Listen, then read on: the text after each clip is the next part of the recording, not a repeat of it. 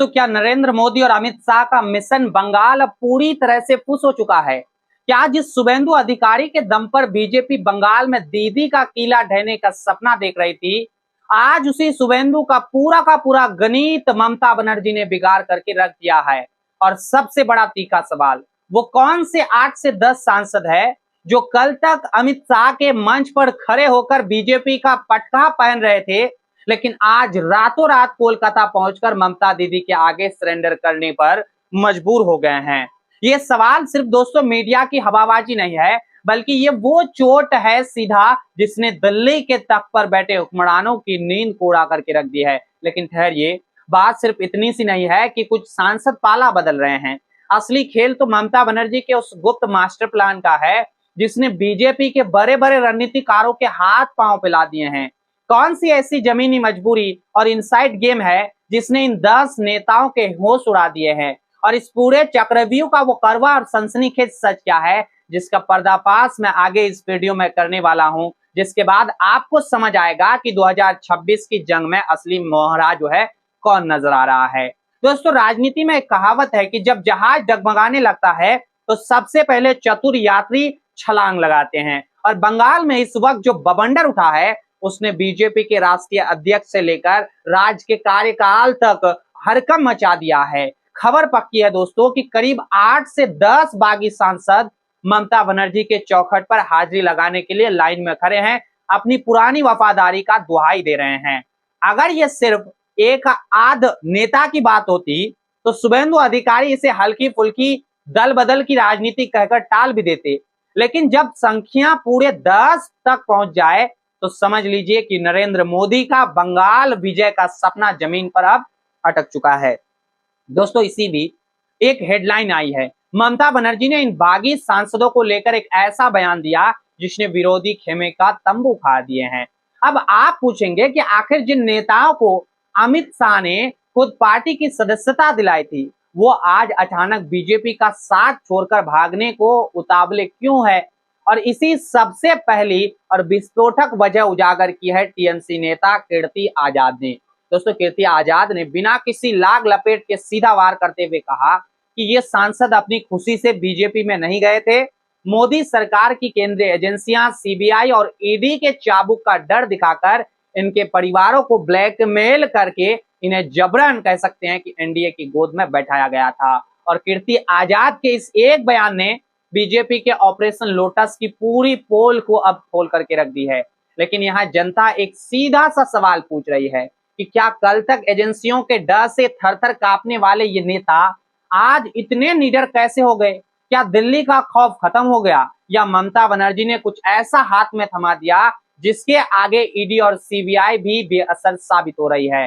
अब आप सोच रहे होंगे कि बात यही थम गई। नहीं साहब, असली ड्रामा तो अब शुरू हो रहा है। जब बीजेपी के बड़े नेता दिल्ली में बैठकर एनडीए के कुनबे को मजबूती के दावे कर रहे थे, ठीक उसी वक्त क्रिकेटर से नेता बने यूसुफ पठान ने अमित शाह के बुने जाल में ऐसा छेद किया जिसकी उम्मीद किसी ने सोची, सपने में भी नहीं सोची थी। दोस्तों, यूसुफ पठान ने एनडीए की अहम बैठक से पूरी तरह से पहले तो दूरी बना ली और खुलेआम अब जाके मीडिया के सामने आकर कह दिया है कि मैं बीजेपी में शामिल नहीं हो रहा हूं। और यूसुफ पठान ने साफ कर दिया कि अगर वो किसी सरकारी या विकास कार्य की बैठक में बैठते भी है तो उसका मतलब ये बिल्कुल नहीं है कि उन्होंने मोदी शाह की दस्तखत वाली विचारधारा के आगे घुटने टेक दिए हैं।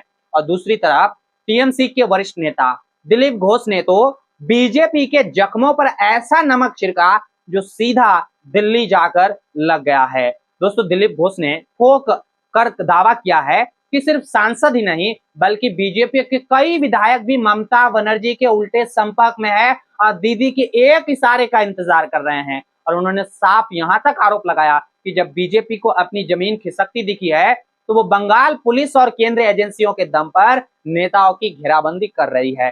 अब जरा आप सोचिए, एक तरफ बीजेपी के मन से सबका साथ का ढोल पीटा जा रहा है और कहीं ना कहीं दूसरी तरफ उनके ही खेमे के नेता सार्वजनिक रूप से पार्टी से पल्ला झाड़ रहे हैं। यहाँ चौपाल पर बैठा आम बंगाली सवाल पूछ रहा है कि क्या बीजेपी अब केवल एजेंसियों की लाठी के दम पर बची हुई है? क्या जमीन पर इनके पास एक भी ऐसा मुद्दा नहीं बचा जिसके दम पर वो ममता बनर्जी का मुकाबला कर सके। लेकिन ठहरिए, कहानी में सबसे बड़ा और खतरनाक ट्विस्ट तब आया जब ममता बनर्जी ने इस पूरे खेल को केवल नेताओं की खींचतान से निकालकर बंगाली स्वाभिमान की आग में बदल दिया है। दोस्तों, दीदी ने सीधे प्रधानमंत्री नरेंद्र मोदी और केंद्र सरकार पर चढ़ाई करते हुए बंगाल की पहचान नेताजी सुभाष चंद्र बोस के सम्मान और राज्य के हक की जो है रॉयल्टी का मुद्दा गरमा दिया है। ममता बनर्जी ने गरजते हुए दोस्तों कहा कि नेताजी सिर्फ एक नाम नहीं है, वो बंगाल की रगों में बहता खून है और उनके सम्मान के साथ कोई भी खिलवाड़ बर्दाश्त नहीं किया जाएगा। इसके साथ ही उन्होंने दिल्ली से आने वाले फंड की रोक टोक और संघ यानी कि आरएसएस की फील्डिंग पर ऐसा सीधा निशाना साध दिया कि बीजेपी की पूरी राज्य इकाई रक्षात्मक मोड में आ गई है। दोस्तों, ममता ने साफ ऐलान कर दिया है कि अगर दिल्ली के हुक्मरान ने बंगाल का हक दबाने की कोशिश की तो वो बंगाल की सड़कों को कुरुक्षेत्र बना देगी। और ये ममता बनर्जी का वो ब्रह्मास्त्र है जिसके आगे बीजेपी का बड़े से बड़ा चनक जो है पस्त हो जाता है। जब जब दिल्ली से ममता को घेरने की कोशिश होती है, ममता उसे बंगाल बनाम बहारी की लड़ाई बना करके जीत जाती है। अब यहाँ जनता का तीखा सवाल उठना लाजमी और उठ भी रहा है कि क्या ममता बनर्जी के इस प्रचंड आंदोलन के आहट से डर कर ही ये 8 से 10 बागी सांसद वापस टीएमसी का झंडा थामने के लिए तड़प रहे हैं? क्या उन्हें समझ आ गया है कि बंगाल के देहात में दिल्ली का फरमान नहीं बल्कि दीदी का लाठी चलती है? दोस्तों, अब आइए उस सबसे बड़े सस्पेंस और यस प्रश्न के उत्तर पर जो मैंने वीडियो की शुरुआत में आपके सामने फेंका था कि क्या वाकई ये 8 से 10 सांसद ममता बनर्जी के खेमे में वापस लौटेंगे और इसका असली इनसाइड इस गेम क्या नजर आ रहा है। दोस्तों, गणित बहुत साफ और निर्मम है। अगर सिर्फ 1 या 2 सांसद पाला बदलते तो इसे राजनीति की मामूली गुटबाजी कहकर दबा दिया जाता, लेकिन अगर 8 से 10 सांसद एक साथ बीजेपी का साथ छोड़कर ममता के शरण लेते हैं तो ये सिर्फ दल बदल नहीं होगा, ये नरेंद्र मोदी और अमित शाह की बंगाल रणनीति पर अब तक का सबसे बड़ा और करारा तमाचा साबित होगा। और इसका सीधा सा इनसाइड गेम यही है कि 2026 के विधानसभा चुनाव से ठीक बाद बीजेपी का जमीनी ढांचा पूरी तरह से खोखला हो चुका है। जिन नेताओं को बीजेपी बड़ा चेहरा मानकर प्रोजेक्ट कर रहे थे वो खुद जान चुके हैं अब कि बंगाल की जनता का मिजाज दिल्ली के पोस्टरों से तय नहीं होता।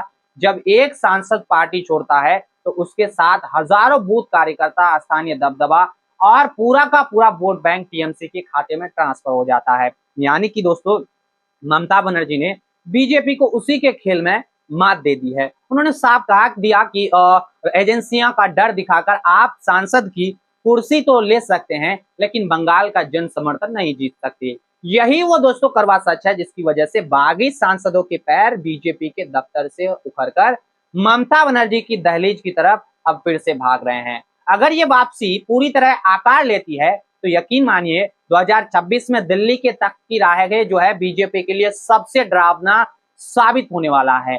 अब फैसला आपको करना है। आपको क्या लगता है कि क्या नरेंद्र मोदी और अमित शाह बंगाल में अपनी खिसकती जमीन को बचा पाएंगी या ममता दीदी का ये पलटवार बीजेपी का सुपड़ा ही साफ कर देगा? अपनी बेबाक और कड़क राय नीचे कमेंट बॉक्स में आप जरूर ठोकिए। वीडियो को दबाकर शेयर कीजिए, लाइक कीजिए और सत्ता की इस इनसाइड क्रोनोलॉजी को समझने के लिए चैनल को अभी सब्सक्राइब एंड दोस्तों पेज को आप फॉलो कर लीजिए। मिलते हैं बहुत जल्द फिर से नए रिपोर्ट के साथ। जुड़ने के लिए आप सभी मेरे भाइयों, बहनों, दोस्तों का तहे दिल से बहुत बहुत धन्यवाद।